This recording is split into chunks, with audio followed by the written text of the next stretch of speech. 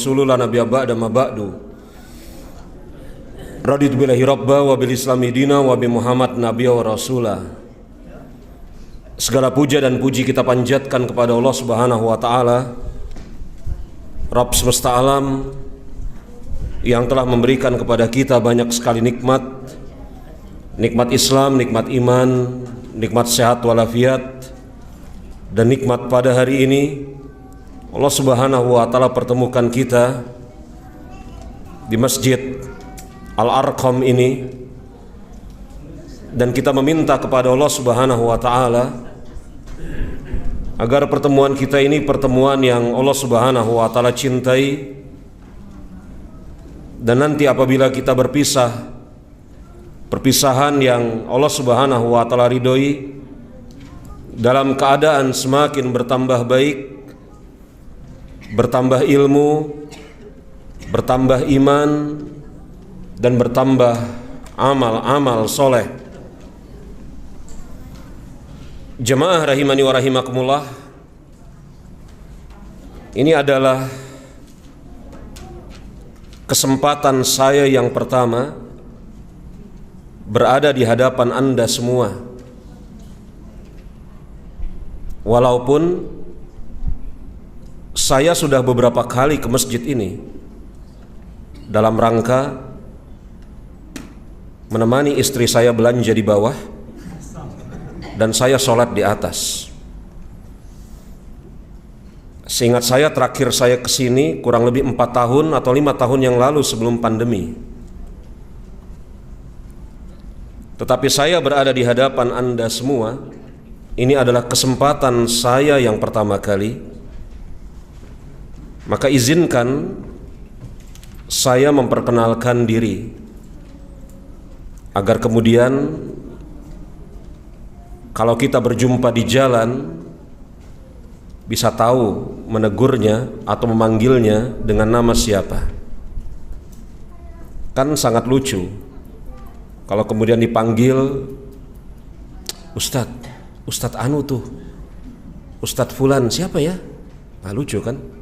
Berhubung karena belum atau tidak mengenal. Nama saya sebenarnya adalah Andre, lengkapnya Andre bin Muhammad bin Sauri dan seterusnya. Marga saya Harahap, asal saya dari Sumatera Utara, paling selatan Padang Sidempuan.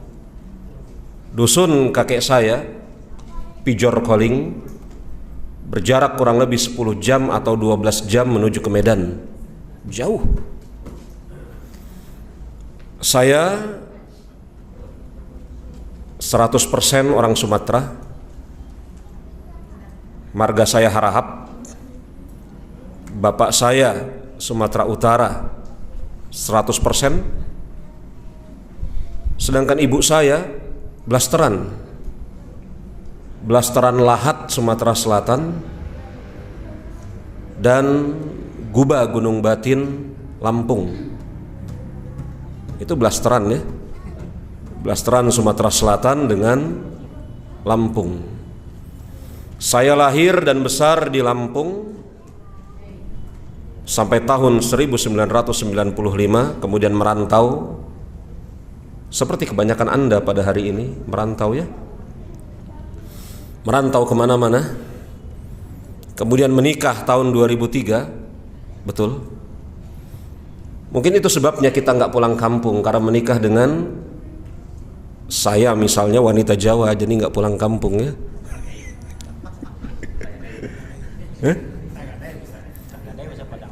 Istri saya orang Jawa Tengah, maka itu sebabnya mungkin saya nggak pulang kampung. Alhamdulillah telah memiliki 4 orang anak. Yang paling besar sudah kuliah, yang nomor 2 di Salatiga Al-Irsyad, nomor 3 insya Allah menyusul tahun ini, dan nomor 4 baru kelas 4 SD. Aktivitas saya sehari-hari mengajar di pondok pesantren, yang pertama di Bilangan Cibinong, yang kedua di bilangan Baranang Siang, Bogor. Saya tinggal di Cibubur. Sekali waktu di Cibubur, sekali waktu di Bogor, sekali waktu di Cibinong. Silahkan dimaknai sendiri.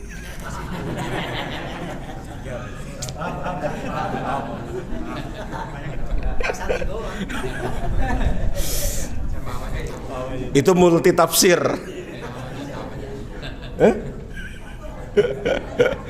Allah musta'an.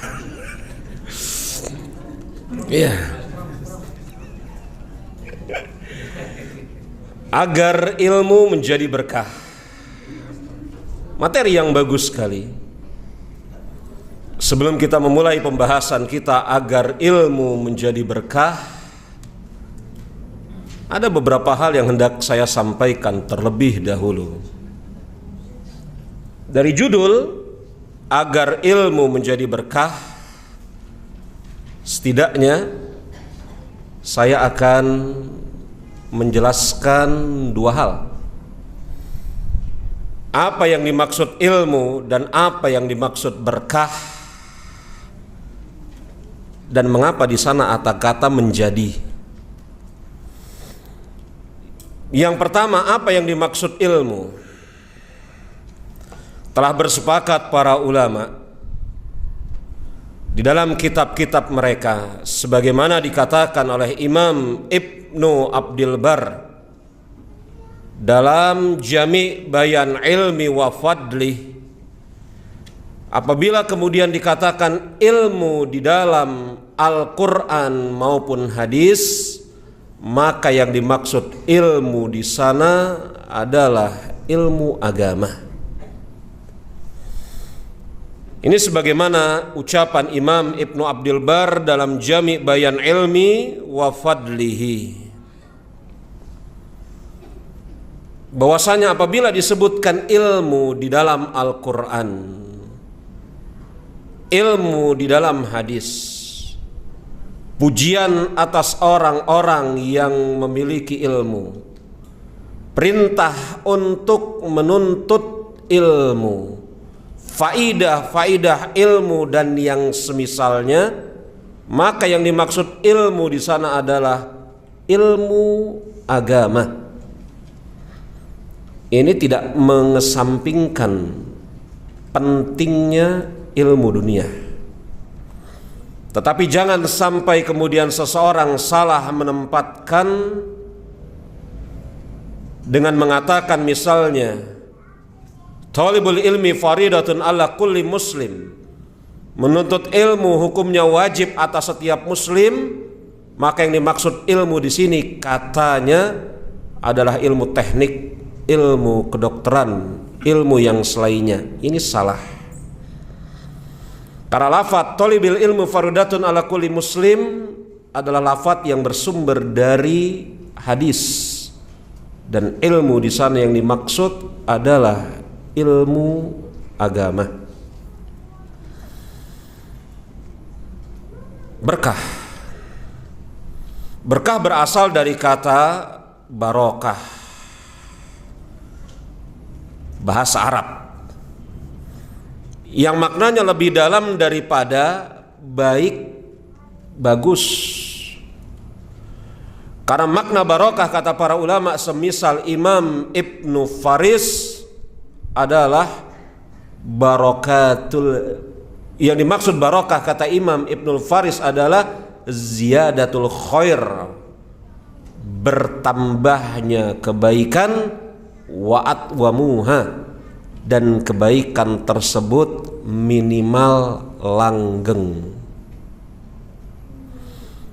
Jadi barokah maknanya lebih dalam daripada baik. Karena yang namanya baik suatu saat bisa berubah menjadi buruk. Adapun barokah maka tidak dikenal suatu saat menjadi kurang berkah. Karena barokah itu maknanya adalah kebaikan yang langgeng, ada senantiasa, atau bahkan dia bertambah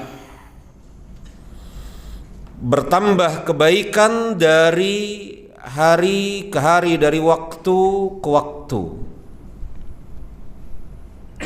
Ini kata Imam Ibnul Faris dalam Mu'jam Maqayis Al-Lughah.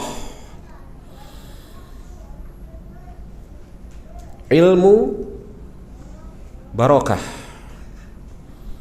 Yang kedua menjadi, agar ilmu menjadi berkah. Ketahuilah jemaah rahimani wa rahimakumullah, di balik lafaz agar ilmu menjadi berkah, lafaz menjadi di sana menunjukkan adanya usaha yang dilakukan oleh seorang hamba agar ilmu yang dia miliki dengan sebab usaha-usaha yang dia lakukan diberikan keberkahan. Maka lafaz menjadi di sana ada usaha-usaha yang dikerjakan oleh seorang hamba agar ilmu yang dia miliki langgeng kebaikannya atas dirinya, bahkan ilmu tersebut bisa menambah kebaikan atas dirinya. Di balik kata berkah, para ulama mengatakan bahwasanya keberkahan itu hanya ada di tangan dan milik Allah Subhanahu wa taala. Makanya jemaah, para ulama mereka tidak berbeda pendapat akan bolehnya mensifatkan seseorang orang itu baik. Boleh mensifatkan seseorang orang itu baik. Tetapi sebagian ulama berbeda pendapat, bolehkah mensifatkan makhluk ciptaan Allah Subhanahu wa taala berberkah? Makanya kalau Anda kemudian memperhatikan fatwa-fatwa para ulama tentang istilah Jum'ah barokah, mereka khilaf. Ada yang mengatakan boleh, ada yang mengatakan tidak. Dan sebagian ulama mengatakan tidak boleh karena keberkahan hanya ada di sisi dan di tangan milik Allah Subhanahu wa taala. Makanya ketika seseorang kemudian dia mengucapkan salam, Assalamualaikum warahmatullahi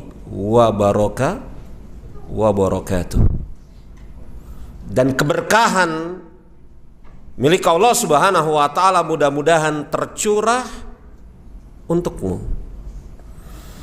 Ketika seseorang kemudian mengucapkan tahniyah selamat atas sepasang pengantin, apa doanya? Barakallahu lak. Ketika kemudian hadisnya memang dipersisihkan oleh para ulama apa yang saya bacakan ini.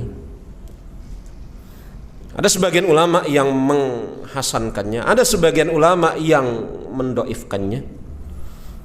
Ketika seseorang kemudian dia selesai makan, dia mengucapkan Allahumma barik lana fima rozaqtana. Hadisnya memang dipersisihkan oleh para ulama ya. Tetapi lihat bagaimana kemudian lafaz Allahumma barik lana, ya Allah berikanlah keberkahan untuk kami. Dari tiga contoh tadi, keberkahan barokah disandarkan kepada Allah Subhanahu wa taala. Makanya sebagian ulama mengatakan tidak boleh keberkahan disandarkan kepada sesuatu selain Allah Subhanahu wa taala. Sebagian ulama menganggap boleh, memang ada khilaf, tetapi berbeda dengan kebaikan. Kebaikan boleh disandarkan kepada makhluk. Kembali kepada pembicaraan kita bahwasanya keberkahan ada di tangan dan milik Allah Subhanahu wa taala. Maka dari sini kita akan mengatakan tidak diperbolehkan mencari keberkahan kecuali dengan apa yang diterangkan oleh Allah Subhanahu wa taala maupun Rasulnya. Karena keberkahan milik Allah Subhanahu wa taala, maka tidak boleh kemudian mencari keberkahan kecuali dengan apa yang diterangkan oleh Allah Subhanahu wa taala dan Rasulnya, agar ilmu menjadi berkah. Telah kita bahas ilmu, telah kita bahas berkah. Yang belum kita bahas di sana, bagaimana mengubah ilmu yang kita miliki supaya senantiasa menjadi baik untuk diri kita, bahkan menambah kebaikan atas kita. Inilah yang kita bahas pada kesempatan malam hari ini. Ulama telah menjelaskan perkara ini, jemaah rahimani wa rahimakumullah, di dalam kitab-kitab mereka, dan banyak disebutkan. Tetapi saya akan menyebutkan beberapa saja di antaranya. Sudah barang tentu tidak bisa kita sebutkan yang banyak itu, karena yang pertama, kita dibatasi oleh waktu. Yang kedua, sudah barang tentu kita akan pilih yang paling utama dari itu semua.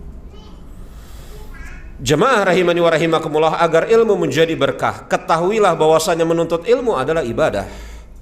Sebagaimana perkataan para ulama, dikatakan oleh para ulama, bi ana ilma ibadah.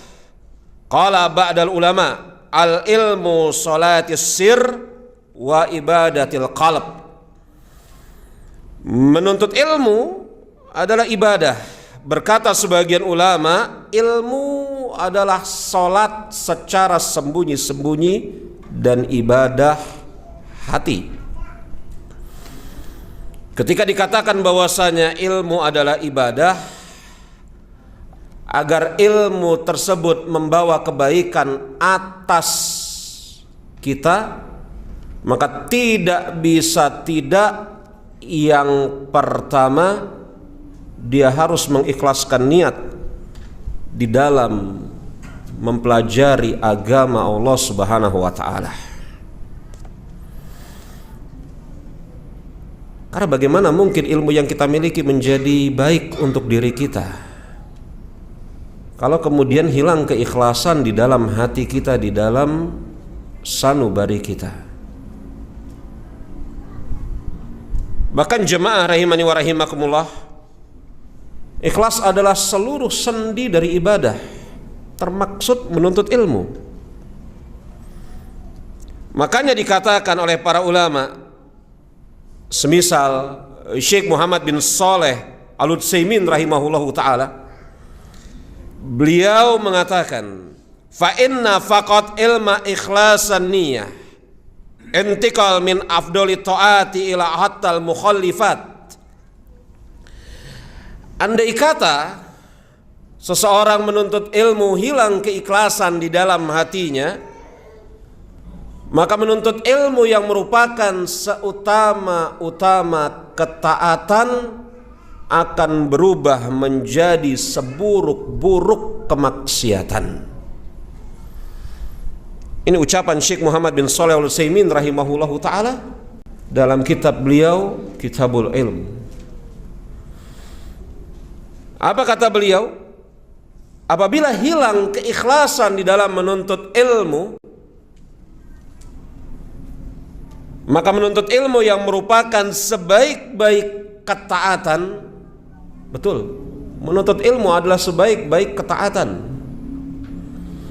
Sebagaimana ucapan Al-Imam Asy-Syafi'i rahimahullahu ta'ala, yang beliau mengatakan, aku tidak mengetahui adanya keutamaan dari suatu amal perbuatan yang lebih utama setelah seluruh kewajiban tertunaikan kecuali menuntut ilmu.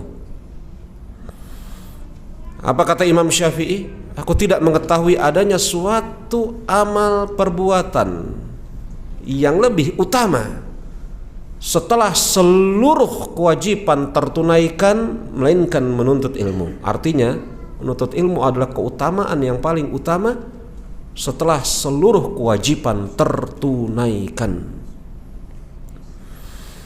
Dia adalah afdol at-ta'ah, seutama-utama ketaatan. Akan tetapi apabila hilang di dalam diri seorang penuntut ilmu keikhlasan, maka kata Syekh akan berubah menjadi seburuk-buruk kemaksiatan. Ila liya'budullaha mukhlishina lahuddin,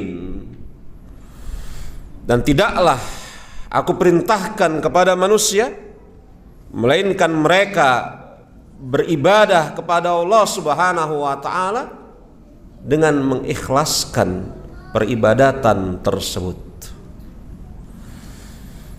Ikhlas di dalam menuntut ilmu, sebagaimana Nabi kita Nabi Muhammad alaihi salatu wasallam mengatakan, innamal a'malu binniat, sesungguhnya amal-amal itu dengan niat.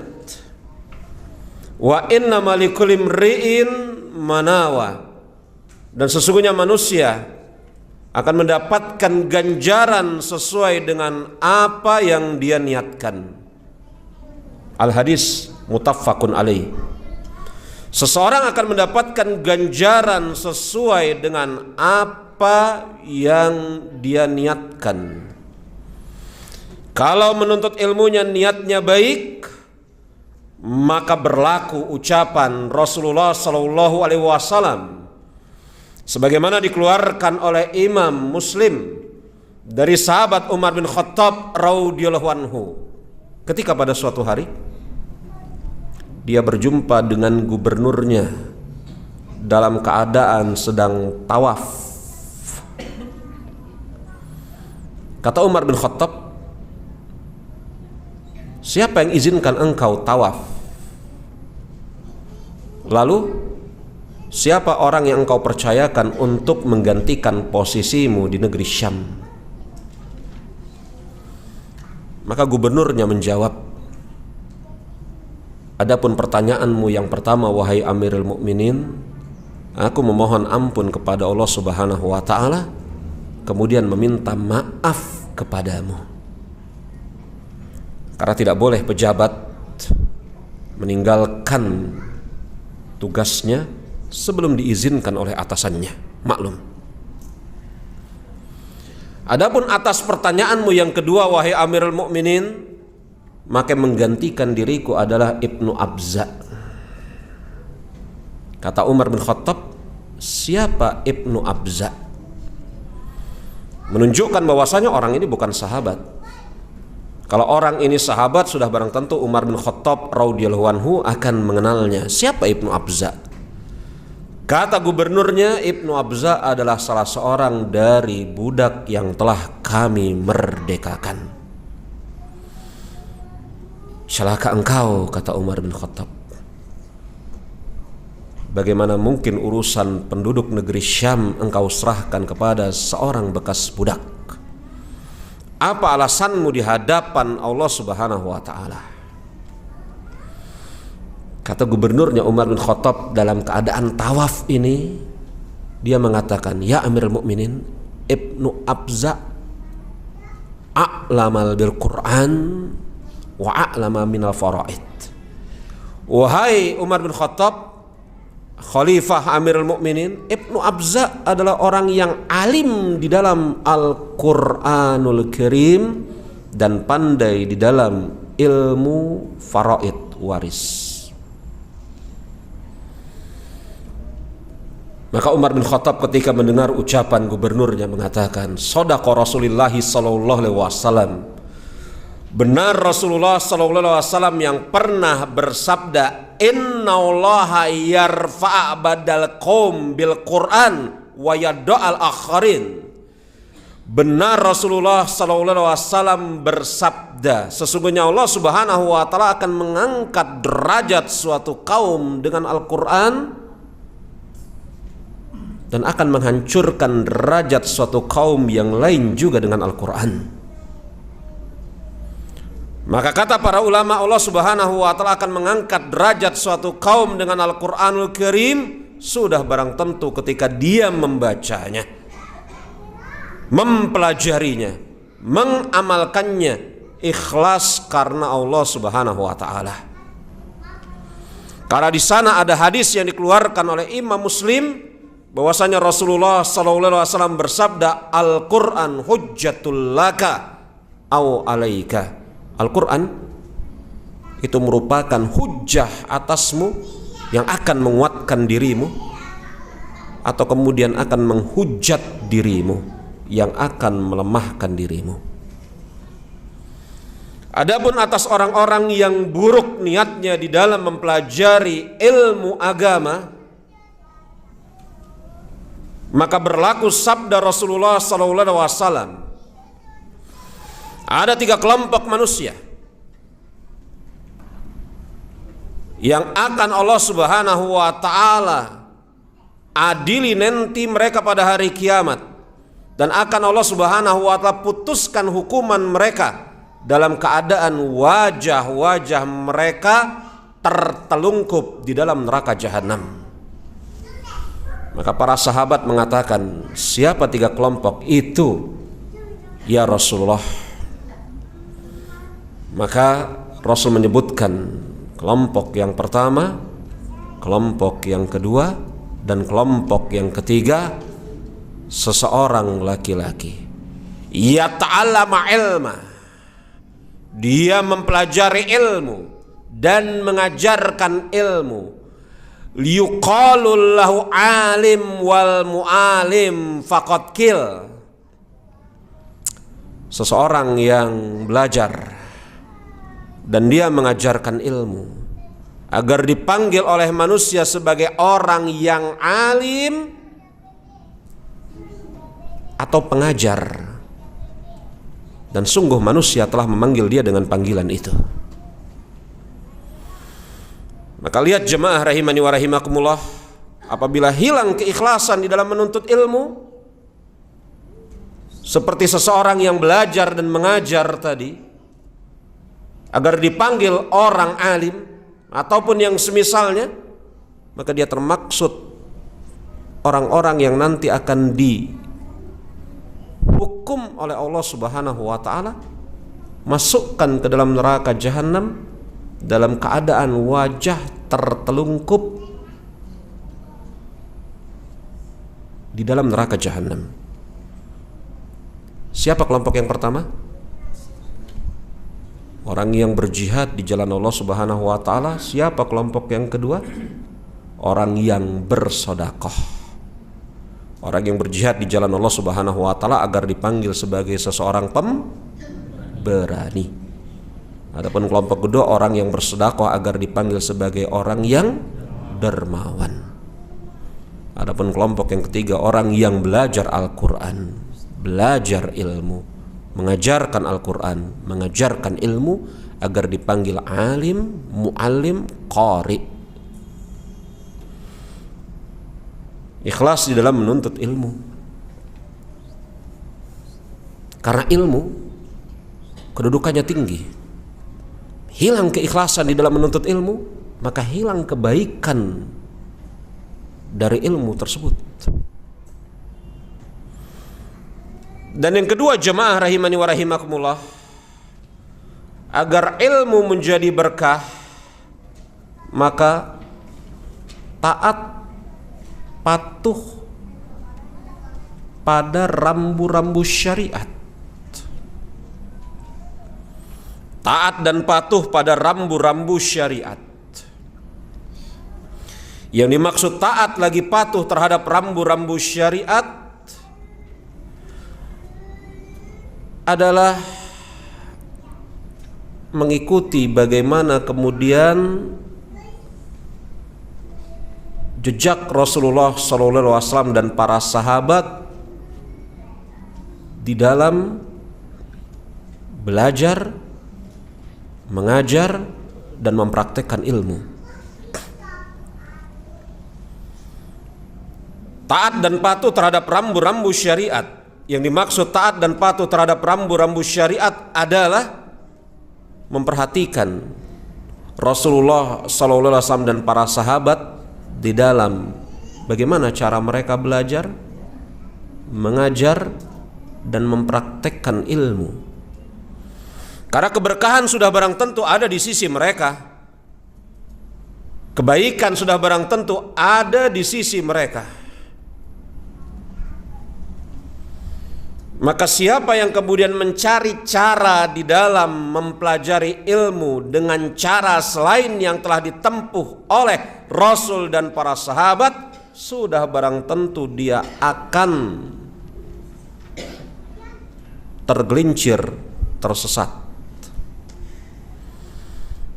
Dia harus patuh, tunduk, mengikuti jalan yang telah ditempuh oleh Rasul dan para sahabat di dalam belajar, mengajar, dan mempraktekkan ilmu. Saya ambil beberapa contoh di dalamnya. Ini pembahasan yang kedua, ini pembahasan yang luas sekali. Saya ambil contoh beberapa saja di antaranya. Ketika kemudian Rasulullah Sallallahu Alaihi Wasallam mengutus Mu'adz bin Jabal ke Yaman untuk mendakwahkan ahlul Yaman, maka Rasul berpesan kepada Mu'adz bin Jabal, "Wahai Mu'adz, sesungguhnya engkau akan menjumpai sebagian golongan dari ahli kitab. Ahli kitab, orang-orang yang beriman kepada Nabi Isa, Nabi Musa alaihi wassalam, tetapi kemudian tergelincir dengan satu dan lain hal, baik karena merubah kitab mereka ataupun yang lainnya, atau bisa jadi salah di dalam memahami kitab mereka. Engkau akan menjumpai ahli kitab. Faltakun awal an yad'u annahu la ilaha illallah wa anna Muhammad Rasulullah. Maka hendaklah yang pertama kali engkau ajarkan kepada mereka, wahai Mu'adz bin Jabal, adalah hendaknya mereka bersaksi dengan persaksian yang sebenar-benarnya, bahwasanya tidak ada ilah yang berhak diibadahi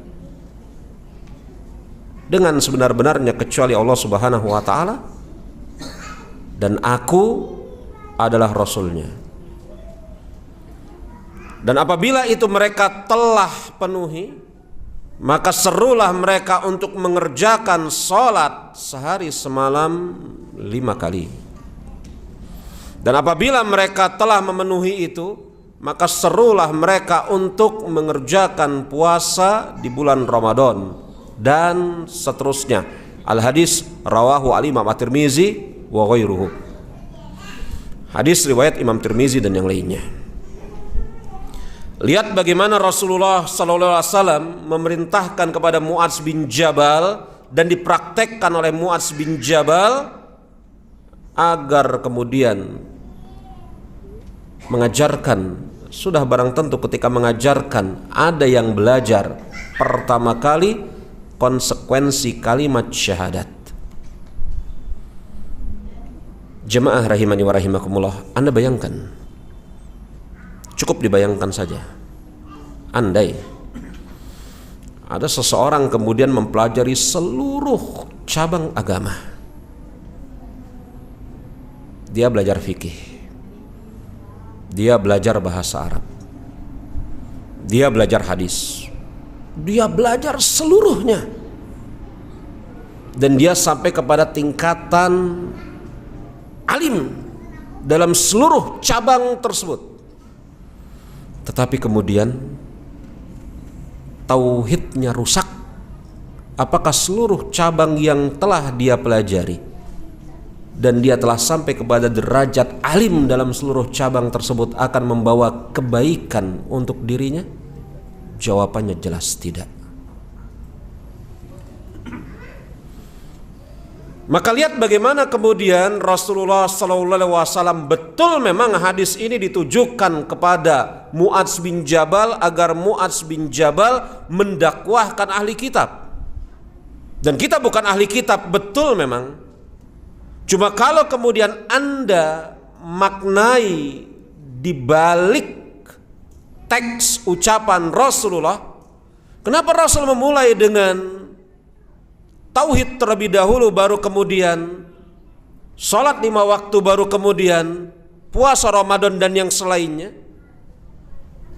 Karena yang selainnya tersebut tidak akan membawa manfaat dengan tauhid yang rusak. Maka bagaimana kemudian seseorang bisa berkah ilmunya kalau dia menyekutukan Allah Subhanahu wa taala, menyembah sesuatu bersama Allah Subhanahu wa taala,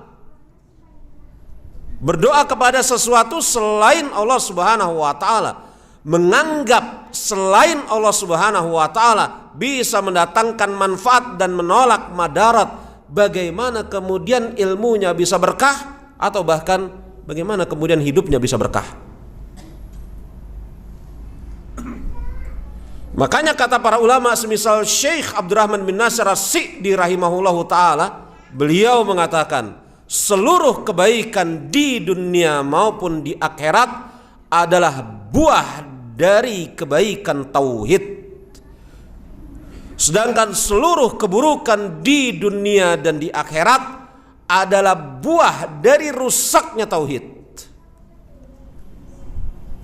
Ini kata Syekh Abdurrahman bin Nasir As-Sa'di rahimahullahu taala dalam kitab beliau Bahjatul Qulub Al-Abrar.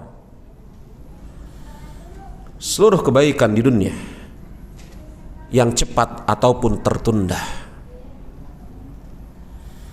seluruh kebaikan di akhirat buah dari tauhid. Sebagaimana seluruh keburukan di dunia, baik keburukan tersebut cepat bisa kita rasakan atau tertunda, dan seluruh keburukan di akhirat itu merupakan buah dari rusaknya dan buruknya tauhid. Perkuat tauhid jemaah rahimani wa rahimakumullah. Ketika seseorang kemudian tauhidnya baik, kuat, maka akan mendatangkan kebaikan, keberkahan atas dirinya. Maka andai kata ada seseorang yang biasa-biasa saja di dalam menuntut ilmu, saya bukan dalam rangka hendak melemahkan semangat Anda untuk belajar, enggak. Tapi dia biasa-biasa saja, bisa baca Quran tapi nggak banyak hafal, ibadahnya mungkin ya biasa-biasa saja, bahasa Arab selalu kemudian berhenti sampai isim, fiil, harfun jar, berhentinya di situ. Al kalimatus salasa aqsam, kalimat kata itu ada 3 bentuk, isim, fiil, jar, berhenti sampai di situ ya. Pelajaran berikutnya kemudian apa? Nggak datang lagi. Biasa-biasa saja. Tapi bersamaan dengan itu tauhidnya bagus, dia tidak melakukan hal-hal yang mencederai keimanannya, maka ilmunya yang biasa-biasa saja tadi dalam tanda kutip akan membawa kebaikan atas diri dia. Azan ini betul? Baru 2. Haula wala quwata illa billah. Baik, kita azan terlebih dahulu. Nanti ba'da azan sholat berarti ya. Nanti kita lanjutkan dengan yang ketiga deh. Setelah itu kita buka tanya jawab insyaallah. Assalamualaikum warahmatullahi wabarakatuh.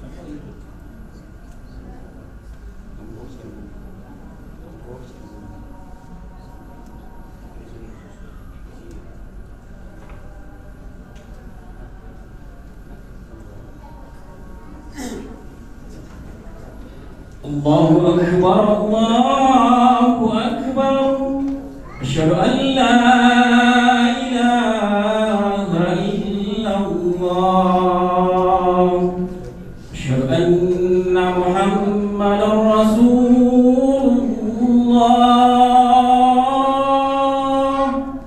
حي على الصلاة حي على الفلاح قد قامت الصلاة قد قامت الصلاة الله أكبر الله أكبر لا إله إلا الله.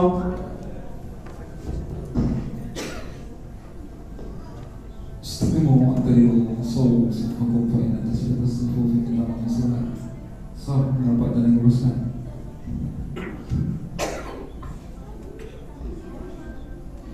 الله أكبر.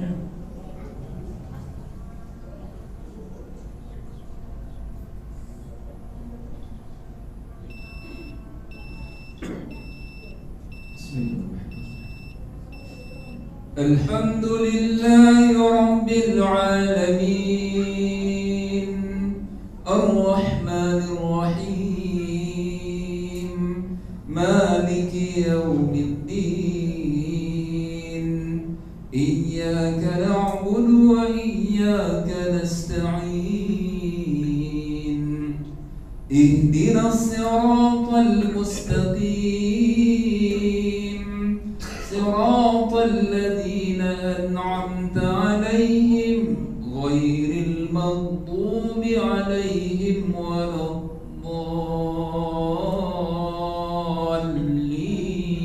الضالين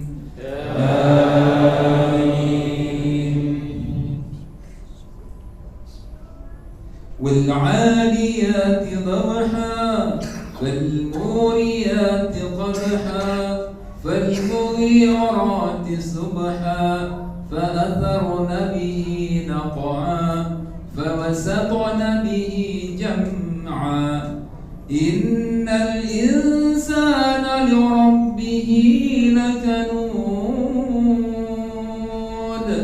وإنه على ذلك لشهيد وإنه لحب الخير لشديد أفلا يعلم إذا بعثر ما في القبور وحصل ما في الصدور إن ربهم بهم يومئذ لخبير. الله أكبر.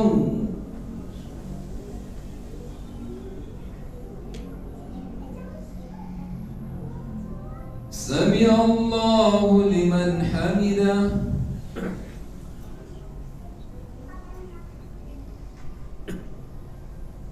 الله أكبر.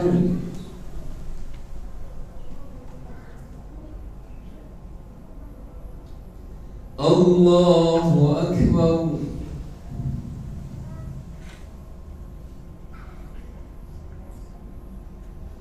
الله أكبر.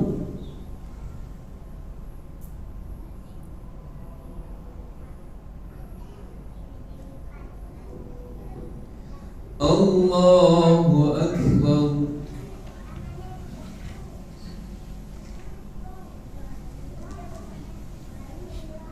الحمد لله رب العالمين الرحمن الرحيم مالك يوم الدين إياك نعبد وإياك نستعين اهدنا الصراط المستقيم صراط الذين أنعمت عليهم غير المغضوب عليهم ولا الضالين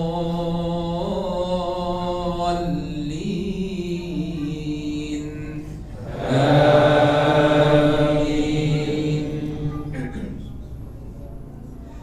قل يا أيها الكافرون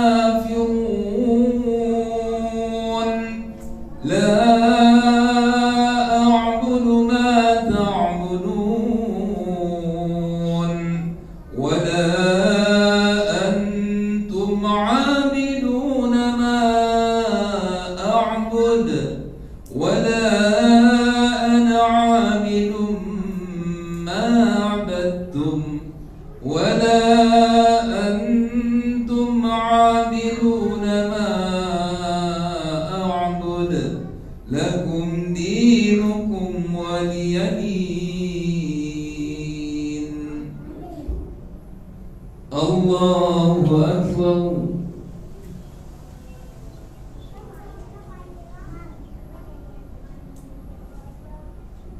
سمع الله لمن حمده.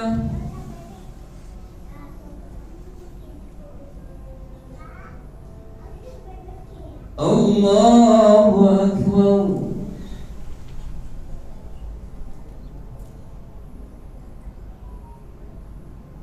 الله أكبر.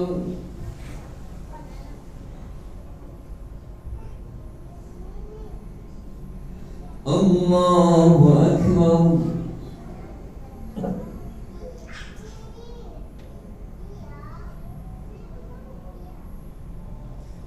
الله أكبر.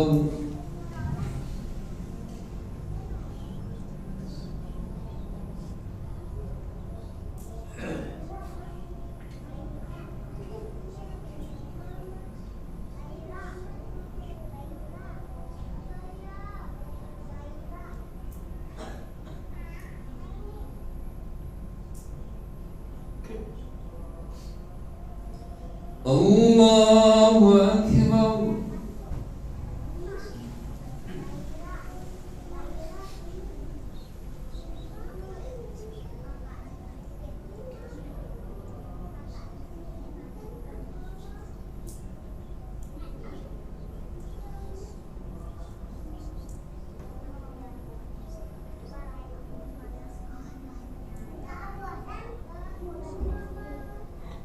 الله أكبر.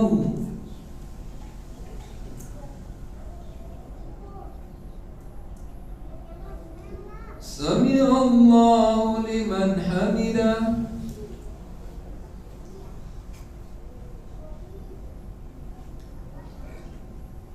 الله أكبر.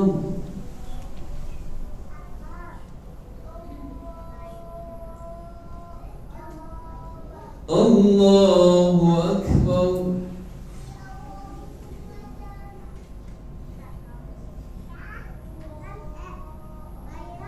الله أكبر.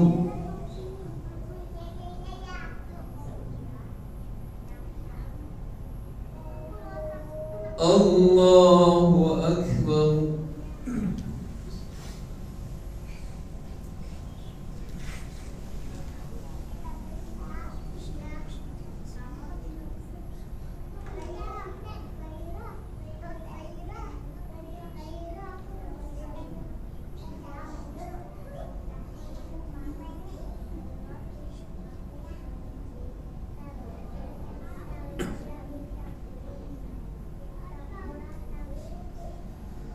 الله أكبر.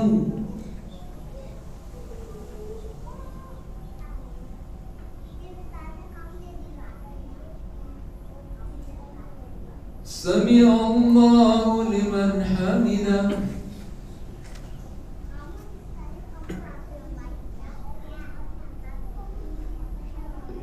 الله أكبر.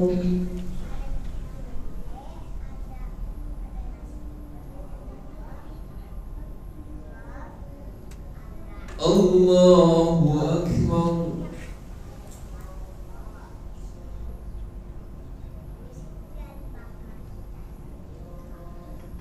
Allahu Akbar.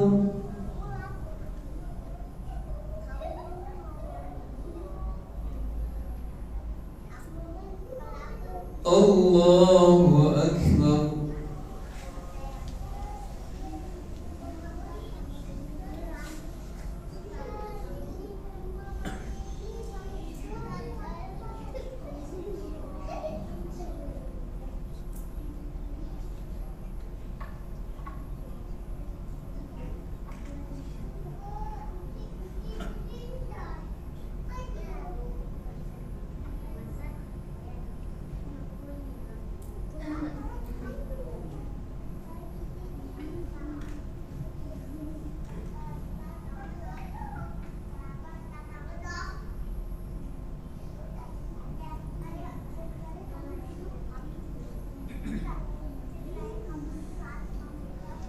Assalamualaikum warahmatullah.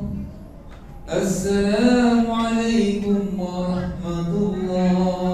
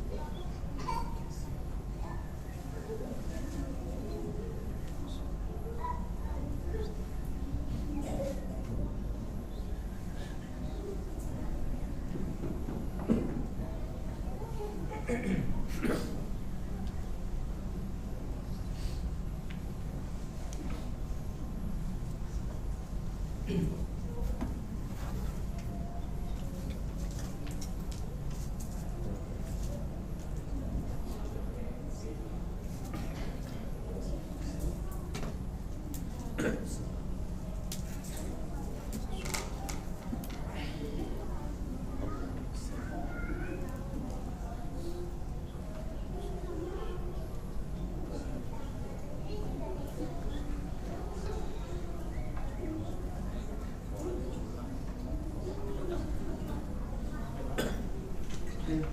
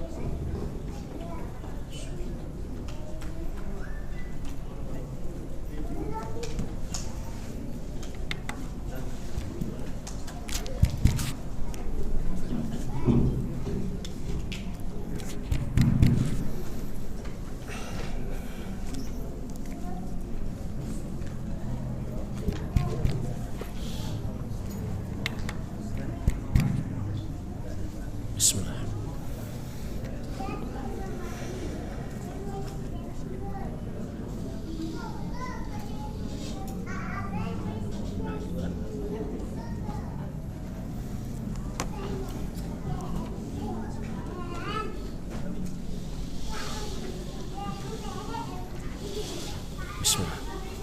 Assalamualaikum warahmatullahi wabarakatuh. Alhamdulillah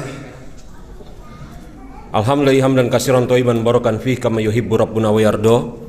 Wa asyhadu an la ilaha illallah wahdahu la syarikalah wa asyhadu anna Muhammadan abduhu wa rasuluhu la nabiyya ba'da ma ba'du. Dari hadis Muadz bin Jabal yang tadi telah kita bicarakan, hal ini menunjukkan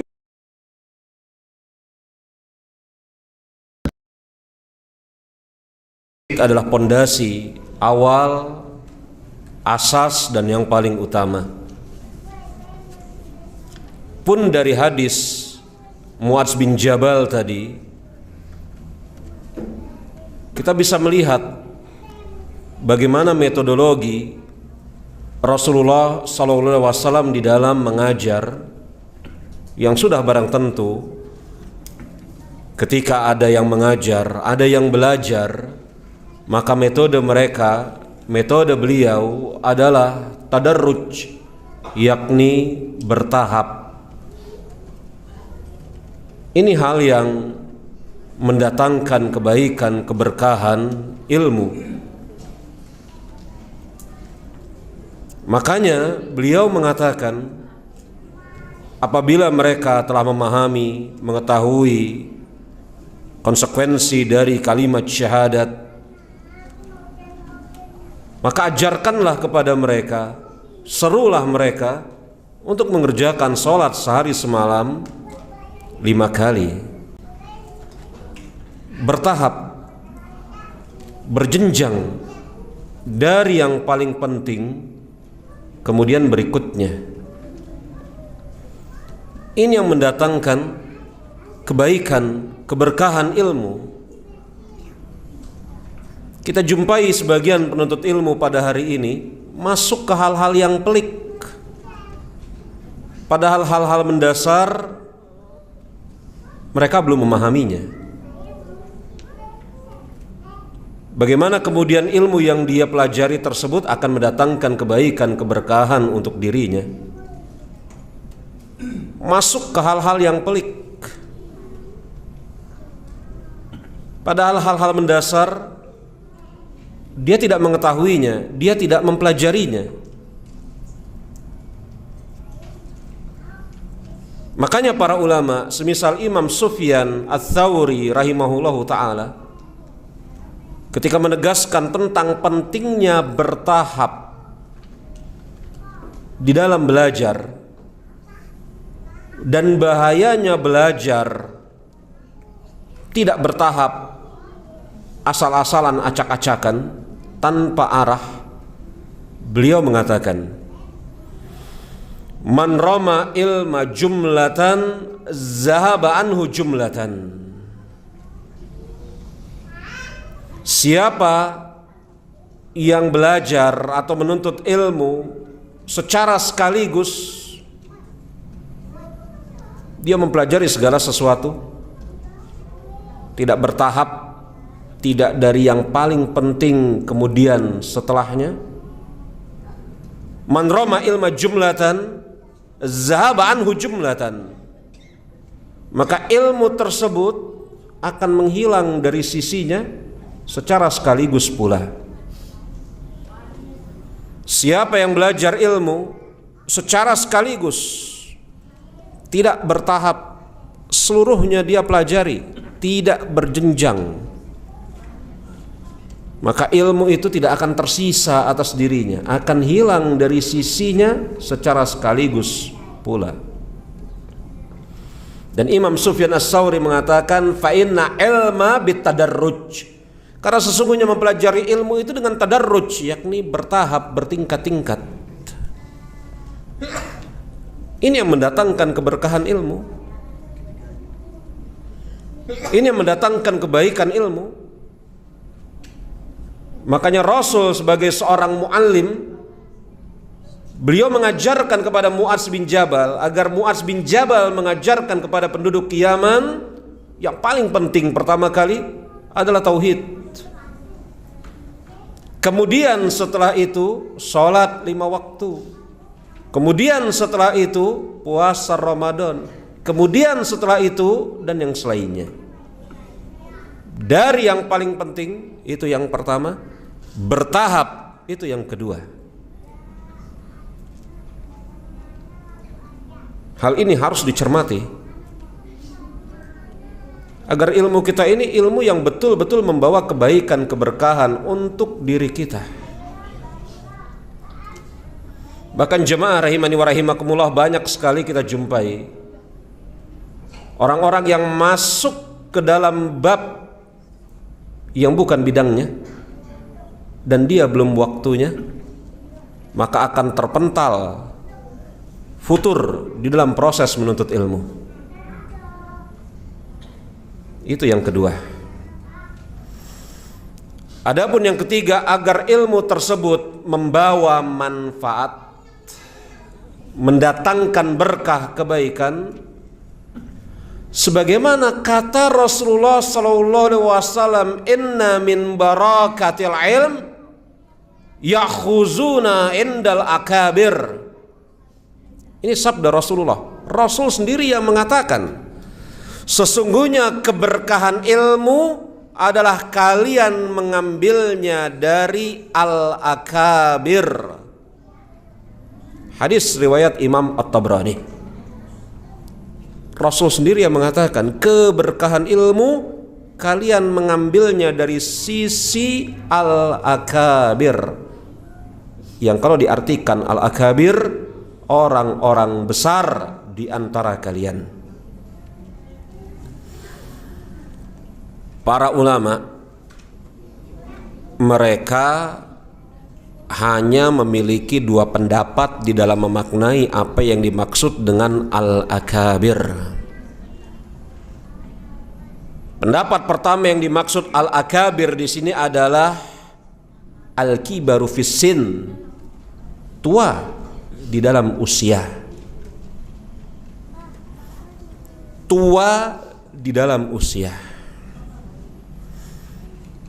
Adapun pendapat kedua yang dimaksud dari al-akabir di sini adalah orang-orang yang berilmu dari kalangan Ahlus Sunnah wal Jamaah.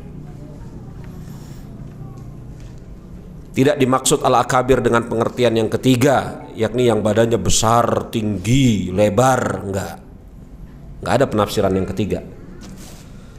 Para ulama Ahlus Sunnah wal Jamaah ketika menafsirkan indal akabir, al-akabir di sini maknanya yang pertama, yang usianya tua.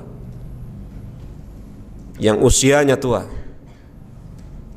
Dan mereka mengatakan orang-orang yang usianya tua maka biasanya lebih bijaksana, lebih hati-hati, lebih hikmah di dalam menyampaikan ilmu.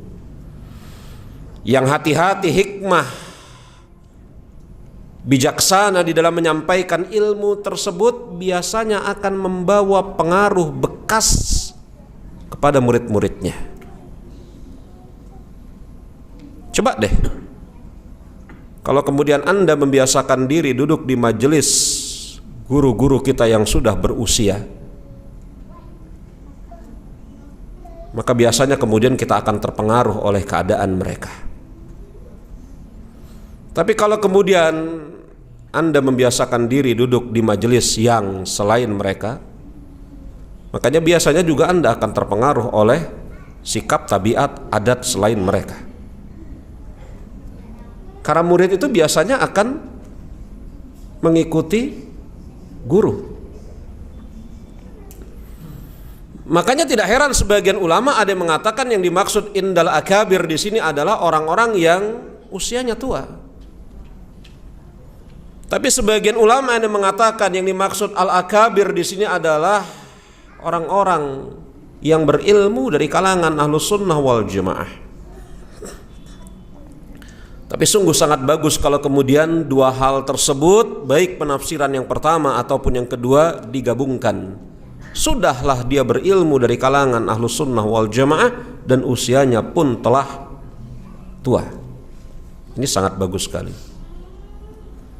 Tetapi semata-mata kemudian mengatakan tidak boleh mengambil ilmu dari orang yang usianya lebih muda, ini keliru. Karena betapa banyak kita jumpai periwayatan pengambilan ilmu dari orang-orang yang usianya lebih tua kepada anak muda. Bukankah Aisyah usianya lebih muda dibanding kebanyakan para sahabat? Bahkan bukankah Anas bin Malik radhiyallahu anhu usianya lebih muda dibanding kebanyakan para sahabat? Dan bukankah para sahabat mendengar, mempertimbangkan, mengambil riwayat dari anak-anak muda semisal Abdullah bin Umar? Ibnu Umar mengatakan, aku duduk di dalam suatu majelis, yang majelis tersebut dihadiri oleh orang-orang pilihan dan orang-orang yang terdahulu dari kalangan muhajirin dan ansor, yakni siapa? As-sabiqunal awwalun minal muhajirin dan ansor. Ibnu Umar menceritakan, dan Rasul pada saat itu melemparkan suatu pertanyaan, dan sungguh aku mengetahui jawabannya, tetapi aku tidak mau mengucapkan jawaban tersebut karena aku perhatikan aku yang paling muda. Adapun sahabat-sahabat yang lain ketika ditanya, maka mereka menjawab pohon ini dan pohon itu. Aku tahu yang dimaksud oleh Rasul adalah pohon apa? Pohon apa? Pohon kurma. Sampai di rumah aku bercerita kepada ayahku Umar bin Khattab, wahai ayah, aku mengetahui jawabannya. Lalu mengapa engkau tidak menjawab, wahai anakku? Ini menunjukkan bukankah Ibnu Umar lebih mengetahui jawabannya bahkan dibanding sebagian sahabat-sahabat yang usianya lebih tua dibanding beliau? Maka sebagian ulama mengatakan yang dimaksud al-akabir di sana bukan hanya semata-mata usianya tua, tetapi adalah orang-orang yang kemudian berilmu dari kalangan ahlus sunnah wal jamaah. Dan pendapat yang kedua ini nampaknya Allahu a'lam bissawab lebih mendekati kebenaran dibanding pendapat yang pertama. Karena di sana ada hadis yang dikeluarkan oleh Imam At-Tabrani dalam Mu'jamul Kabir ketika menjelaskan tentang inna min asyratis sa'ah ya'takhizu ilma indal asagir. Sesungguhnya di antara tanda-tanda hari kiamat diambilnya ilmu dari siapa? Al-asagir. Al-asagir adalah lawan dari al-akabir. Al-asagir adalah lawan dari al-akabir. Para sahabat bertanya kepada Rasulullah SAW, ya Rasulullah, siapa al-asagir? Siapa al-asagir di sana? Yang artinya kalau secara bahasa al-asagir orang-orang kecil. Iya kan? Para sahabat bertanya, siapa yang dimaksud al-asagir di sana ya Rasulullah? Anda jangan bayangkan para sahabat tidak mengerti makna dari kata al-asagir padahal mereka orang Arab tulen. Artinya apa? Yang ada di benak para sahabat, lafadz al-asagir maknanya bukan anak-anak kecil, tetapi maknanya apa? Mereka bertanya kepada Rasulullah. Rasul mengatakan, ketika menjelaskan makna al-asagir. Rajulun tafih yatakallamu fi amri amah. Rajulun tafih, orang bodoh, yatakallam fi amri amah, yang berbicara tentang urusan manusia. Pernah dengar hadis ini? Sering. Di antara tanda-tanda hari kiamat adalah ilmu diambil dari al-asagir. Siapa al-asagir ya Rasulullah? Orang bodoh yang berbicara tentang urusan manusia.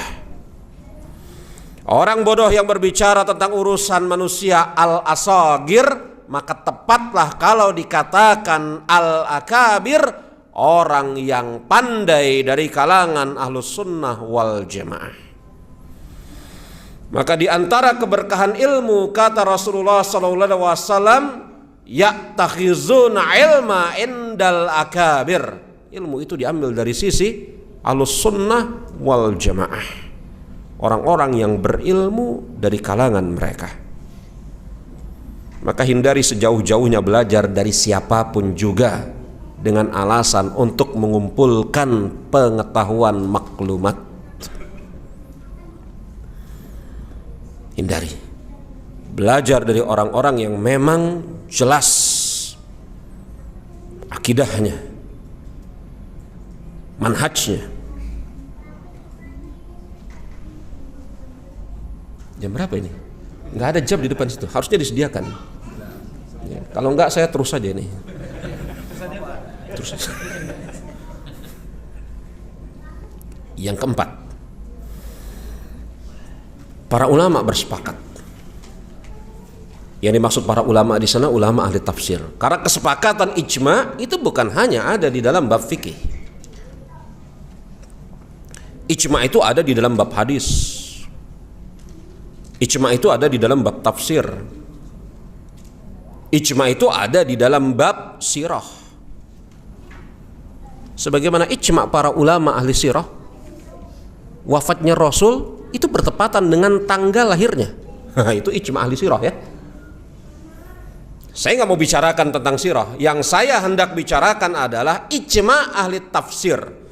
Ketika mereka menafsirkan firman Allah Subhanahu wa taala, ghairil maghdubi alaihim waladdallin, orang-orang yang engkau murkai dan orang-orang yang telah tersesat. Ijma ulama ahli tafsir, sepakat ulama ahli tafsir, orang-orang yang dimurkai oleh Allah Subhanahu wa taala, yang dimaksud di sana adalah al-Yahud. Silahkan Anda buka kitab tafsir bil ma'thur, maka mereka sepakat al-maghdub al-Yahud, orang-orang yang dimurkai oleh Allah Subhanahu wa taala adalah Yahudi. Adapun yang namanya dolin, tersesat, adalah Nasara. Kenapa orang-orang Yahudi dimurkai oleh Allah Subhanahu wa taala? Lalu mengapa orang-orang Nasrani tersesat? Sebabnya, kata para ulama, orang-orang Yahudi berilmu tetapi tidak mengamalkan ilmunya. Sedangkan orang-orang Nasrani tidak berilmu, nekat beramal. Maka agar kemudian kita sampai kepada derajat siratal lazina an'amta alaihim, orang-orang yang berada di jalan yang lurus, jalan yang telah ditempuh oleh orang-orang yang telah diberi nikmat oleh Allah Subhanahu wa taala, minan nabiyyin was-siddiqin wasyuhada, maka dia harus menjadi orang-orang yang terlepas dari sikap yang dicontohkan na'udzubillah min zalik oleh Yahud dan Nasrani. Tidak beramal padahal memiliki ilmu, beramal, nekat beramal, tidak memiliki ilmu. Maka kalau kemudian kita hendak sampai kepada derajat orang-orang yang berada di jalan yang lurus bersama para nabi, siddiqin, syuhada dan solihin, Allahumma amin, Maka kita harus keluar dari sifat ini. Kita belajar dan mengamalkan ilmu. Jangan tidak belajar, banyak komentar, banyak berdebat. Jangan kemudian banyak belajar, tidak mengamalkan apa-apa.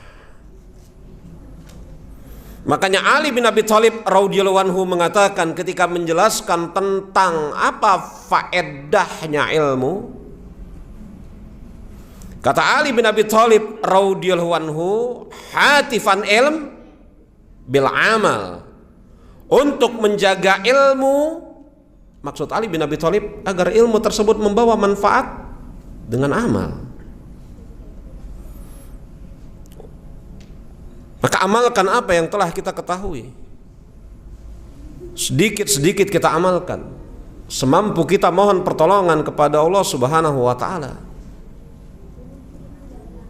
Berlindung kepada Allah Subhanahu wa taala dari memiliki sifat banyak mengumpulkan maklumat, tidak mengerjakan apa-apa. Ini sebagaimana seseorang yang mengetahui alamat. Saya selalu memberikan contoh seperti ini. Apabila ada seseorang atasan, dia punya 2 anak buah. Dia katakan kepada 2 anak buahnya, siapa di antara kalian yang mengetahui alamat paket ini, hendaklah antarkan paket ini ke alamat tersebut. Majikannya punya berapa anak buah? 2. Majikannya mengatakan, siapa di antara kalian yang mengetahui alamat paket ini, di mana lokasinya, di mana daerahnya, hendaklah berangkat mengantarkan paket ini. Kemudian berlalu waktu, sang majikan datang mengecek. Dia bertanya kepada salah seorang di antara pegawainya yang tersisa, karena sudah ada 1 orang yang menghantar. Kemana si fulan 3 hari 3 malam belum balik-balik dari mengantar paket? Dia tersesat, Pak. Kenapa dia tersesat? Dia tidak tahu daerah yang dituju, Pak. Kamu tahu daerahnya? Saya tahu. Lalu kenapa kamu tidak berangkat? Yang tahu alamat tidak berangkat, diomelin tidak oleh majikan? Diomelin, dimarahin. Betul? Yang nggak tahu alamat berangkat, apa yang terjadi? Tersesat. Nah, ini permisalan yang paling gampang di dalam memaknai makhdub sama dolin. Yang tidak memiliki ilmu berangkat, tersesat dia 3 hari 3 malam. Yang tahu ilmu tidak berangkat, diomelin, dimarahin sama majikannya. Maka yang selamat memiliki ilmu dan amalkan ilmu tersebut. Sebagaimana perkataan Imam Asy-Syafi'i rahimahullahu ta'ala. Makanya jemaah rahimani wa rahimakumullah, keselamatan seorang hamba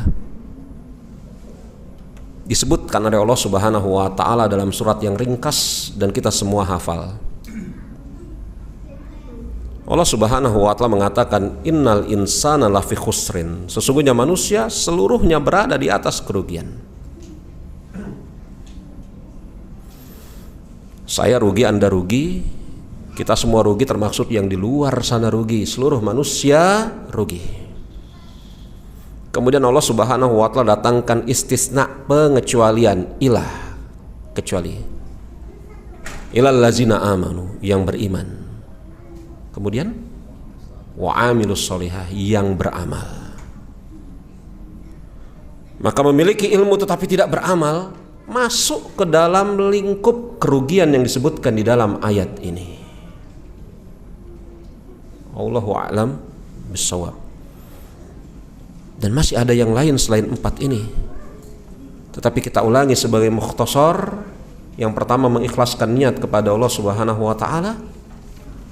Yang kedua, memperhatikan yang paling penting terlebih dahulu, kemudian secara bertahap perkuatlah pondasi tauhid. Yang ketiga, ilmu agama itu tidak boleh diambil kecuali dari orang-orang yang berilmu dari kalangan Ahlus Sunnah wal Jamaah. Adapun yang keempat, amalkan ilmu yang telah dipelajari. Allahu a'lam bissawab. Baik jemaah, mungkin ada pertanyaan yang hendak ditanyakan, saya persilahkan. Ya. Waalaikumsalam warahmatullahi wabarakatuh.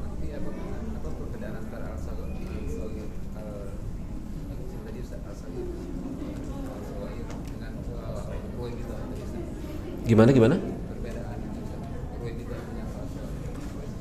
Iya. Taib jemaah rahimani wa rahimakumullah. Ketika kita bicarakan tadi agar ilmu itu berkah, maka kita nukil hadis yang dikeluarkan oleh Imam At-Tabrani, di mana Imam Tabrani mengeluarkan hadis Rasulullah sallallahu alaihi wasallam bersabda, "Inna min barakatil ilm ya'takhizuna indal akabir." Sesungguhnya ilmu itu diambil dari al-akabir supaya menjadi berkah. Dan negasinya, yakni lawan dari al-akabir adalah al-asagir. Ketika ada orang-orang yang mengambil ilmu dari al-asagir, maka Rasul mengatakan, "Inda min asyratis sa'ah ya'takhizuna ilma indal asagir." Tanda hari kiamat adalah ilmu diambil dari al-asagir. Para sahabat bertanya kepada Rasulullah, apa yang dimaksud al-asagir ya Rasulullah? Maka Rasul mengatakan, yang dimaksud al-asagir adalah rajulun tafih yatakalamuna fi amri amah. Orang bodoh yang kemudian berbicara tentang urusan manusia. Nah, inilah lawan. Kalau ini al-asagir, inilah lawan dari al-akabir. Kemudian datang pertanyaan, bagaimana tentang ruwaibidah? Betul, lafaz ruwaibidah pun disebutkan di dalam hadis yang lain riwayat al-Imam At-Tirmizi. Tetapi dalam riwayat Imam At-Tirmizi tidak dijelaskan apa yang dimaksud dengan al-ruwaibidah. Begitu ya. Penjelasan tentang rajulun tafih yatakallama fi amri ammah itu ada dalam riwayat Imam Tabrani ketika kemudian Rasul ditanya tentang makna al-asagir. Maka sebagian ulama ketika menjelaskan, jadi begini, hadisnya di awalnya sama. Sesungguhnya di antara tanda-tanda hari kiamat adalah diambil ilmu dari al-asagir. Di antara tanda-tanda hari kiamat diambil ilmu dari ar-ruwaibidah. Tapi dalam lafaz ruwaibidah tidak ada keterangan lanjutan yang dimaksud ruwaibidah itu apa. Sedangkan di dalam lafaz al-asagir ada keterangan rajulun tafi yatakallama fi amri ammah. Makanya sebagian ulama mengatakan ar-ruwaibidah itulah al-asagir. Karena hadis itu sebagaimana kita maklum yufassiru ba'duhu ba'dan, saling menafsirkan, saling melengkapi satu dengan yang lain. Sebagian ulama ada yang mengatakan yang namanya ruwaibidah di sana adalah alul bidah, sebagaimana Imam Malik. Imam Malik kemudian mengatakan ilmu tidak boleh diambil dari 4 golongan manusia. Di antara 4 tersebut adalah ar-ruwaibidah. Ditanya oleh murid-muridnya Imam Malik, siapa yang dimaksud dengan ar-ruwaibidah? Ahlul bid'ah yang mendakwahkan kebid'ahannya. Nah, begitu. Maka tafsir dari ruwaibidah sebagian ada yang menafsirkan dengan sama dengan al-asagir, tapi Imam Malik memberikan tambahan ahlul bid'ah. Dan ahlul bid'ah itu ya termasuk al-asagir. Kalau kemudian ahlus sunnah itu dikatakan sebagai al-akabir, maaf, al-akabir di sana adalah ahlus sunnah yang berilmu, maka jelas al-asagir adalah ahlul bid'ah, lawan dari ahlus sunnah. Maklum itu. Baik. Bagus pertanyaannya. Ada lagi? Assalamualaikum warahmatullahi wabarakatuh. Pernah dengar para sahabat itu memiliki hati yang bersih. Terus para sahabat itu lebih beradab dan hikmah dalam menyampaikan. Betul. Dengan keberkahan. Iya, para sahabat memiliki hati yang paling bersih dibanding seluruh manusia, tidak diragukan lagi. Para sahabat adalah orang-orang yang hatinya paling bersih dibanding seluruh manusia. Tidak diragukan lagi. Dan mereka yakni para sahabat adalah orang-orang yang paling hikmah di dalam menyampaikan ilmu dan mempelajari ilmu. Tidak diragukan lagi, betul. Ini menunjukkan kepada kita bahwasanya apa? Bahwasanya agar ilmu itu menjadi berkah diperlukan dan sangat dibutuhkan wadah yang bersih. Dan wadah atas ilmu itu hati. Nah, ini kita bahas yang kelima jadinya nih. Lanjut jadinya. Ya memang. Makanya jamaah rahimani wa rahimakumullah, ketika hati itu tercampur dengan berbagai macam kemaksiatan, maka hati itu sulit sekali untuk menerima ilmu. Andai kata kemudian ilmu tersebut masuk ke dalam hati, maka kemudian akan sulit sekali berbuah amal. Maka di titik itu ilmu tidak menjadi barokah. Makanya kita dengar dan kita tahu nasihat dari Waqi kepada Imam Asy-Syafi'i terkait dengan ilmu yang terpengaruh buruknya maksiat. Kata Imam Syafi'i, sakautu ila Waqi an su'ul hifzi fa arsyadani ila tarkil ma'asi fa inna ilman nuru minallahi wa nurullahi la yu'ta lil 'asi. Aku bertanya kepada Waqi tentang buruknya hafalanku, padahal Imam Syafi'i hafal Al-Qur'an umur 9 tahun, hafal Muwatta umur 12 tahun. Aku bertanya kepada Imam Waqi tentang buruknya hafalanku, fa arsyadani ila tarkil ma'asi. Waqi memberikan petunjuk arahan kepada diriku agar aku meninggalkan kemaksiatan. Fa inna ilman nuru minallahi, karena ilmu itu cahaya dari Allah. Wa nurullahi la yu'ta lil 'asi, dan cahaya dari Allah tidak Allah Subhanahu wa ta'ala berikan kepada pelaku kemaksiatan. Maka dibutuhkan hati yang bersih, yang senantiasa menjaga kebersihannya agar ilmu tersebut bisa masuk ke dalamnya. Betul itu. Makanya kalau kemudian ditanya, kenapa para sahabat ada yang baru masuk Islam setahun 2 tahun, amal mereka sudah sedemikian luas dan banyak, kok kita dari lahir bisanya tidak seperti mereka? Maka di antara faktornya hati. Betul. Lalu para sahabat adalah orang yang paling hikmah di dalam menyampaikan ilmu. Itu betul juga. Tetapi yang harus saya jelaskan di sana, bahwasanya yang dimaksud hikmah tersebut bukan hanya semata-mata lemah lembut di dalam berdakwah. Ada sebagian orang, bahkan sebagian ustadz yang memiskinkan makna hikmah hanya dengan sekedar lemah lembut di dalam berdakwah.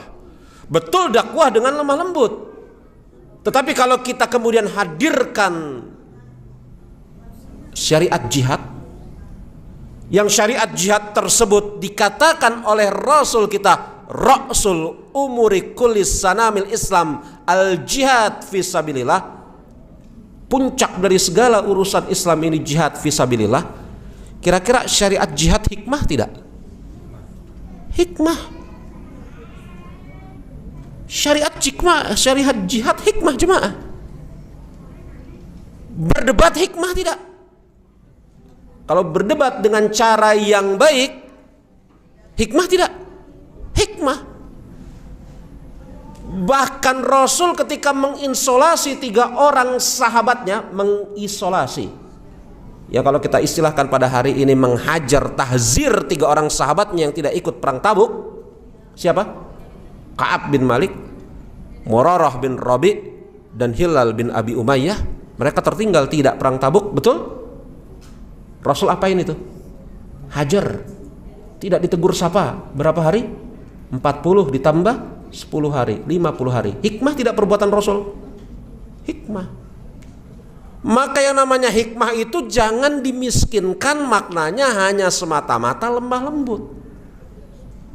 Jihad itu hikmah. Hajar itu hikmah. Hah? Berdebat dengan cara yang baik itu hikmah. Betul enggak? Loh, kok bisa-bisanya jihad itu hikmah, Ustaz? Iya, jihad itu hikmah kalau kemudian diterapkan kaidah-kaidah dan persyaratan-persyaratannya. Betul? Berdebat dengan cara yang baik itu hikmah kalau diterapkan persyaratan-persyaratannya dan kaidah-kaidahnya. Betul? Bahkan yang namanya hajar mendiamkan saudara sesama muslim itu hikmah kalau diterapkan kaidah-kaidah dan apa? Patokan-patokannya. Nah, sebagian di antara kaum muslimin ada yang menganggap hikmah itu lemah lembut. Kadang-kadang tidak menegur pun itu hikmah. Hah? Iya gak? Iya jemaah. Jadi kita harus adil terhadap syariat kita. Syariat kita seluruhnya hikmah. Dari berlemah lembut sampai mengangkat senjata. Hikmah semuanya. Menjadi tidak hikmah kapan? Kalau tidak ditetapkan syariat-syariatnya, kaidah-kaidahnya. Ada buku bagus sekali ditulis oleh Syekh Dr. Said bin Ali bin Waf Al-Qahtani, ma'ruf, penulis Hisnul Muslim, judulnya Al-Hikmah fid Dakwah ilallahi ta'ala. Bagus sekali. Beliau menjelaskan tentang hikmah di dalam jihad. Beliau menjelaskan hikmah di dalam peperangan. Beliau menjelaskan hikmah di dalam hajar, tahzir dan yang lainnya. Begitu. Betul, para sahabat adalah orang-orang yang berlemah lembut di dalam dakwah. Tetapi mereka asyidda'u alal kufar. Betul? Keras terhadap orang-orang kafir. Nah, itu dia tuh. Begitu. Baik. Ya. Saya termaksud yang agak kurang suka kalau kemudian hikmah itu hanya dimiskinkan dengan lemah lembut saja. Hikmah itu macam-macam jemaah. Iya kan? Iya. Menjadi buruk karena kemudian apa? Yang melakukannya tidak sesuai dengan kaidah syariat Islam. Menjadi buruknya begitu. Baik, ada lagi mungkin? Iya. Waalaikumsalam warahmatullahi wabarakatuh. Apa itu? Betul, belajar dan mengamalkannya. Udah belajar, udah tahu Ustaz, tapi ada yang belum kita amalkan, itu apakah termasuk berkahnya? Termasuk begini jemaah. Belajar, konsekuensi dari ilmu yang telah kita miliki adalah kita amalkan. Betul ya? Tetapi terkadang ada hal-hal yang telah kita pelajari belum sanggup kita amalkan. Kalau ada hal-hal yang telah kita pelajari belum sanggup kita amalkan, itu insya Allah ta'ala tidak mengapa. Dan ini berbeda dengan yang telah kita pelajari belum mau kita kerjakan. Itu sesuatu yang berbeda. Kalau sesuatu yang belum sanggup kita kerjakan, mungkin karena keadaan kita belum memenuhi persyaratannya. Misalnya di sebagian di antara kita mempelajari tentang apa? Zakat mal, haji. Tapi bersamaan dengan itu belum ada di antara harta kita yang mau dibagi dalam zakat mal. Uang kita untuk berangkat haji belum cukup. Apakah kita tercela? Jawabannya tidak. Karena ada faktor-faktor di luar sana yang ternyata kita belum sanggup untuk mengamalkannya. Tetapi kalau kemudian kita belum mau, enggan, tidak mau mengamalkannya, inilah yang dicela di dalam syariat Islam. Begitu. Ya. Jadi kalau kemudian yang melatar belakangi kita belum mengerjakannya adalah karena ketidaksanggupan, maka insya Allah ta'ala tidak mengapa. Dan kita berdoa kepada Allah Subhanahu wa ta'ala agar Allah Subhanahu wa ta'ala berikan kepada kita kesanggupan. Kalau kemudian yang melandasi kalau yang kemudian melandasi kita tidak mengerjakan tersebut adalah ketidakmauan, maka di sanalah yang kemudian seorang muslim tercela.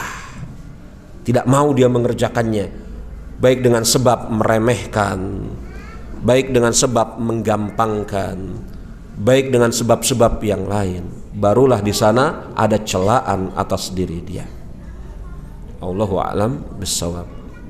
Ada lagi jemaah? Waalaikumsalam warahmatullahi wabarakatuh. Menunjukkan pertanyaan yang Ikhwan tadi. Yang masalah, terakhir. ya terakhir. Iya. Jadi masalah apa namanya? Udah berminggu tidak ada makan. Nah, ini mengerucut yang salah satu poin. Misalkan kita sudah tahu masalah isbal ini haram, tapi kita nggak mau melakukannya. Gimana tuh? Jemaah rahimani wa rahimakumullah. Saya asumsikan begini ya, berdasarkan dari pertanyaan Bapak. Begitu ya. Karena secara fikih memang sebagian ulama menganggap isbal itu makruh. Betul ya? Haram itu kalau disertai dengan kesombongan. Ini kita bicara secara fikih ya. Walaupun saya condong kepada pendapat yang mengatakan isbal itu haram dalam keadaan bagaimanapun. Saya condong kepada pendapat itu. Begitu. Nah, Bapak tadi bertanya, ada seseorang yang mengetahui bahwasanya isbal itu haram. Berarti dia telah memiliki pemahaman isbal itu haram. Begitu ya Pak ya?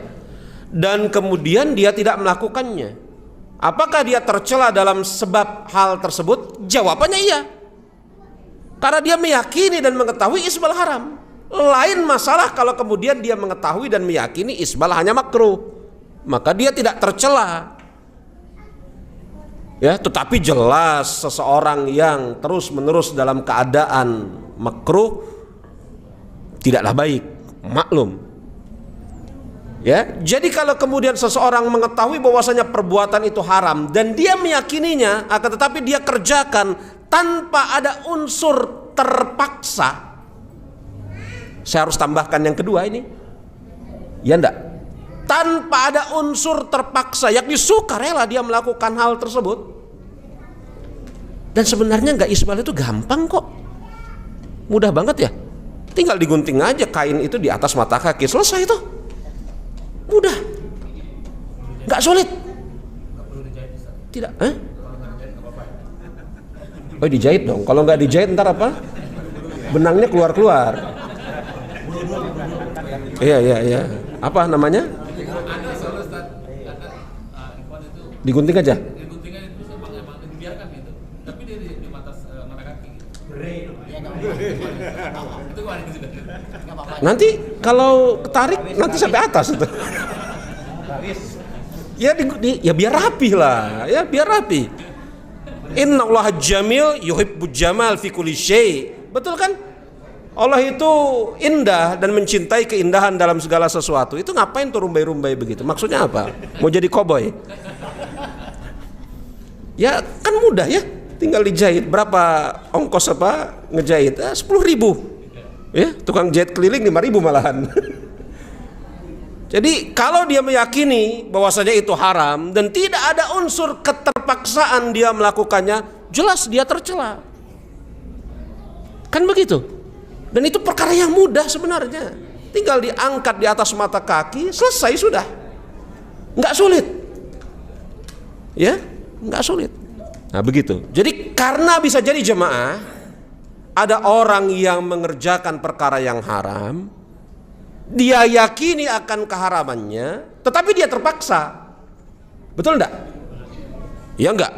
Iya, ini lain masalah. Makanya tadi saya tambahkan, dia meyakini perkara itu haram, bukan hanya sekedar makruh, apalagi tidak mengapa, dan dia mengerjakannya dalam keadaan dia sukarela. Jelas disinilah muncul celaan atas diri dia. Allahu a'lam bissawab. Nambah lagi, satu lagi. Antum ya? Enggak, bukan. Oh ya. Ini dalam perkara bercanda. Bercanda.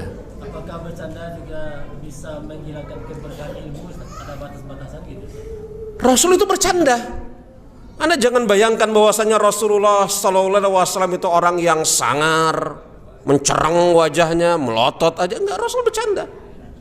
Tapi bercandanya Rasul yang pertama tidak ada unsur dusta sama sekali. Makanya ketika kemudian Abu Syah punya kesibukan nulis ucapan Rasul, para sahabat mengatakan, "Hei Abu Syah, Kamu nulis ucapan yang keluar dari lisan Rasul, padahal dia manusia, bisa jadi sedang redho, bisa jadi lagi marah, bisa jadi lagi bercanda, dan seterusnya. Abu Syah mikir, betul juga ya. Maka apa yang terjadi? Abu Syah nggak nulis, berhenti dia nulis ucapan Rasul. Ini menunjukkan bahwasanya hadis Rasul sudah dicatat oleh para sahabat ya. Ada sebagian orang bilang hadis itu kan buatan Imam Bukhari. Ini orang yang ngomong kayak gini ya, otaknya lagi digadaikan di online shop. Hadis-hadis itu buatan Imam Bukhari, buatan Imam Muslim, buatan orang yang ngomong kayak gini otaknya lagi digadaikan di online shop. Hadis itu sudah ditulis semenjak zaman Rasulullah. Abu Syah itu nulis hadis Rasulullah. Pas pada suatu saat Rasul tidak melihat Abu Syah menulis ucapan beliau, Rasul mengatakan, kenapa engkau tidak menulis lagi ya Abu Syah? Muhajirin dan Ansor mengatakan begini dan begitu ya Rasulullah. Apa kata Rasulullah? Uktub ya Abu Syah, tulis wahai Abu Syah, la yakhruju minni ilal haq, tidak keluar dari sini kata Rasulullah kecuali kebenaran. Ini menunjukkan bahwasanya ketika Rasul bercanda pun benar. Boleh bercanda? Boleh, tapi tidaklah diucapkan kecuali ucapan yang benar. Dan perhatikan waktu, situasi, keadaan, dengan siapa Anda bercanda. Ya, perhatikan situasi, waktu, tempat, dengan siapa Anda bercanda. Karena tidak setiap orang bisa diajak bercanda, tidak setiap tempat bisa diajak bercanda. Ada waktu-waktu tertentu, tapi Rasul bercanda. Suatu saat Rasul kemudian serius. Suatu saat kemudian beliau berbincang-bincang dengan para sahabatnya. Rasul itu manusia, persis kayak kita. Coba kalau kemudian syariat Islam menetapkan tidak boleh bercanda dan tertawa sama sekali, Masya Allah betapa susahnya kita. Boleh bercanda, boleh tertawa atas batas-batas yang disyariatkan. Apakah bercanda menghilangkan keberkahan ilmu? Jawabannya tidak, kecuali bercandanya berlebihan. Bercanda aja terus kerjaannya. Di majelis ilmu bercanda, di luar majelis ilmu bercanda, di atas motor bercanda, di mobil bercanda, angkutan umum bercanda aja kerjaannya. Kakak kiki ketawa. Jelas ini menghilangkan keberkahan dalam segala hal, bukan hanya ilmu. Apalagi bercandanya diwarnai dengan ucapan-ucapan buruk, kedustaan ataupun yang semisalnya. Ini bukan hanya menghilangkan keberkahan ilmu, bahkan kata para ulama, man kasrati duhak yada al muru'ah, siapa yang banyak cengar-cengir ketawa maka jatuhlah harga dirinya. Ini bukan berarti Anda harus sangar terus ya, enggak juga ya. Ketawa ya, biasa saja. Iya. Kita cukupkan sampai di sini. Ini kalau nggak saya cukupkan ada lagi pertanyaannya ya. Kita cukupkan sampai di sini pembahasan kita, insyaallah taala mudah-mudahan membawa manfaat bagi saya pribadi dan Anda semua. Kita tutup dengan mengucapkan subhanakallahumma wa bihamdika asyhadu an la ilaha illa anta astaghfiruka wa atubu ilaik. Wa akhiru da'wana alhamdulillahirabbil alamin. Assalamualaikum warahmatullahi wabarakatuh.